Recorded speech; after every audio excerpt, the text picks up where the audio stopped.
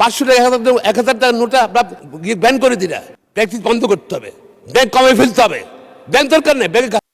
ধন্যবাদ মাননীয় chief whip জনাব মাহবুব উদ্দিন, আপনি আপনার বক্তব্য শুরু করতে পারেন। বিসমিল্লাহির রহমানির রহিম। মাননীয় স্পিকার, আপনাকে ধন্যবাদ। আমি প্রথমে বক্তব্যের শুরুতেই বাংলাদেশের প্রধানমন্ত্রী সংসদ নেতা জনাব তারেক রহমান সাহেবের সাম্প্রতিক মালয়েশিয়া এবং চীন সফরে বাংলাদেশের একটা অন্য উচ্চতা নিয়ে গেছেন, তাকে বাংলাদেশের মানুষের পক্ষ থেকে, আমার এলাকার মানুষের পক্ষ থেকে ধন্যবাদ জানাচ্ছি। শ্রদ্ধার সাথে স্মরণ করছি শহীদ প্রেসিডেন্ট জিয়াউর রহমানকে, স্বাধীনতার ঘোষক। শ্রদ্ধার সাথে স্মরণ করছি যিনি স্বৈরাচারের বিরুদ্ধে আন্দোলন করতে গিয়ে নিজেকে তিলে তিলে শেষ করে দিয়েছেন আমাদের দেশ নেত্রী, আমাদের মা বেগম খালেদা জিয়াকে।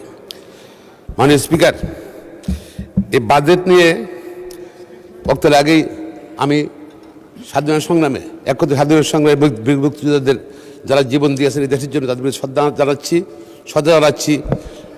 জুলাইয়ের আগস্টে যারা আত্মীয় দিয়েছেন বাংলাদেশে গণতন্ত্র পুনঃপ্রতিষ্ঠার জন্য, আইনি শাসন পুনঃপ্রতিষ্ঠার জন্য তাদের আত্মার প্রতি। মাননীয় স্পিকার, সময় অত্যন্ত সংক্ষিপ্ত, তো আমি যা বলতে চাচ্ছি, আমাদের যে বাজেট ঘাটতি বাজেট সব জায়গাতে হয়। বাংলার রেকর্ড দেখেন সবসময় ঘাটতি বাজেটে আছে, ঘাটতি বাজেটে। এটা এই বাজেটটা ভিশন যে আগামী 1 বছর বাংলাদেশের কীভাবে উন্নয়ন হবে পরিকল্পনা। সুতরাং এই বাজেটটায় অনেক সামাজিক সুরক্ষার কথা বলা আছে, ফ্যামিলি কার্ড, কৃষক কার্ডের কথা বলা আছে, মাঠ পর্যায়ে গ্রাম পর্যায়ে টাকা যাবে, গ্রামের মানি সার্কুলেশন বাড়বে বলা আছে। মাননীয় স্পিকার, আপনার সাধারণ যুবকদের কথা বলা আছে, কী যুবকদেরকে ট্রেনিং দেবো, যুবকদেরকে কর্মসংস্থান দেবো, সার্বিক উন্নয়নের কথা বলা আছে, যেটা আমি সংক্ষেপে বলতে হচ্ছে। কিন্তু বাজেটে দেখেন, আমরা উত্তরাধিকার সূত্রে পেয়েছি এই বাজেটে 9,38,000 কোটি টাকার বাজেট। এর মধ্যে 6,00,000 কোটি টাকা হলো সরকার পরিচালনা ব্যয়। এই যে সরকারি কর্মীদের বেতন, পেনশন, ইনফ্রাস্ট্রাকচার এগুলোই। আর 1,07,000 কোটি টাকা হলো আগে যে লোন নিয়েছিল ওদের ইন্টারেস্ট দেওয়া। তো 7 লক্ষ কত, 7,32,000 কোটি টাকা চলে যাচ্ছে। টাকাটা কোথায়, কি সিচুয়েশনে বাজারটা দেওয়া হয়েছে? মাননীয় অর্থমন্ত্রী প্রধানমন্ত্রীর নেতৃত্বে 3 মাসের মাথায় ধ্বংসস্তূপ একটা অর্থনীতি, ব্যাংকিং ব্যবস্থা, লুটপাট, এর মধ্যে বাজেটটা দিয়েছে বলেই তো বাজেট দিয়ে কোনো সমালোচনা নেই খুব একটা। বিরোধী দলের আমার প্রিয় মাননীয় সংসদ সদস্যরা, নেতারা সমালোচনা করেন, কিন্তু অন্য সময় যে সমালোচনা হয়, যে শক্তি থাকে এই সমালোচনায়, ওনার বক্তব্য বিরোধিতার খাতিরে বিরোধিতা করেন। কথার মধ্যে শক্তি নাই, বিরোধিতার মধ্যে শক্তি নেই তাদের। এটা কিন্তু দেশবাসী বুঝতেছি, আমরা পার্লামেন্টে বুঝছি। মাননীয় স্পিকার, বাজেট বাস্তবায়নে আমাদের কতগুলো সমস্যা আছে। প্রথম হলো বাংলাদেশে এই যে আইন শৃঙ্খলার অবনতি। কোটি কোটি মানুষকে বেকার রেখে, যুবককে বেকার রেখে আমরা আইন শৃঙ্খলার উন্নতি আমরা আশা করতে পারি না। আমরা আমাদের এমপ্লয়মেন্ট করতে হবে। মাননীয় স্পিকার, আমরা কীভাবে এমপ্লয়মেন্ট করবো? আমাদের আরেকটা সমস্যা হলো কি, মানি লন্ডারিং।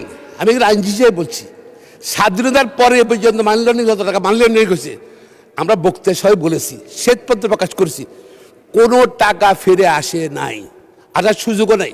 টাকাটা সিস্টেমে ঢুকে যায়। আর মানে একটা একটা ক্যারেক্টার আছে, মানি উইল মুভ হয়, money is safe, then money will make money. যেখানে মানি সেফ ফিল করবে সেখানে মানি থাকবে।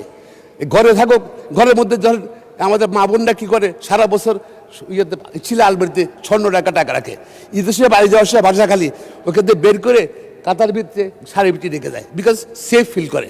সুতরাং বাংলাদেশে এরকম সিস্টেম চেঞ্জ।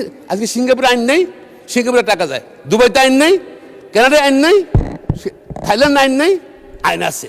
তা আমরা কেন সিস্টেম চেঞ্জ করি না কেন? Let's change the system. তাইলে ওই টাকাটা দেশের মানুষ সেফ ফিল করবে, টাকাটা দেশে রাখার জন্য। বিদেশ থেকে টাকা চলে আসবে।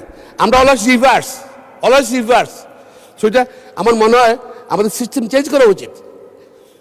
মাননীয় স্পিকার, যেটা বলতে চাচ্ছি, আপনার টাকা নাই, ব্যাংক লুট হয়ে গেছে। এত ব্যাংক দরকার কি বাংলাদেশে? এত ব্যাংক দরকার নেই বাংলাদেশে। এমপি হলেই তার একটা ব্যাংক লাগবে, এমপি হলেই, নেতা হলেই তার লিজিং কোম্পানি লাগবে। ট্যাক্স বন্ধ করতে হবে, ব্যাংক কমে ফেলতে হবে। ব্যাংক দরকার নেই, ব্যাংক জনগণের টাকা দিয়ে ব্যাংকে ঘাটতি পূরণ করতে হয়, ব্যাংক কমায় ফেলতে হবে। আর ব্যাংক কমে ফেললে এখন টাকা কীভাবে আসবে? কেন আমরা চেঞ্জ করি না? কেন আমরা টাকা, নগদ টাকা ঘরে, যেহেতু ব্যাংকের মানুষ আস্থা নাই, নগদ টাকা ঘরে। এবং যারা স্বৈরাচার ছিল টাকাটা তারা গোছে রাখে, নগদ টাকা ফেলে চলে গেছে এবং ঘরে ঘর টাকা আছে, ব্যাংকে রাখে না মানুষ। আমরা 500 টাকা, 1000 টাকার নোটা আমরা ব্যান করে দিই না। 2 মাসের মধ্যে টাকা জমা দিতে বলি, লিগাল করতে পারবে। যদি ট্যাক্স ফাইলে টাকা না থাকে 25% টাকা দিয়ে লিগাল করবে। দেখা যাচ্ছে আবার বাজার ঘাটতি ফিল আপ হয়ে যাবে, 2 লক্ষ 2.5 লাখ প্রায় ব্যাংকগুলো টাকা পর লিগাল হয়ে যাবে টাকাটা। এবং সেটা আপনার ইনভেস্টমেন্ট হবে, মানে ইকোনমিক হুইল ঘুরবে,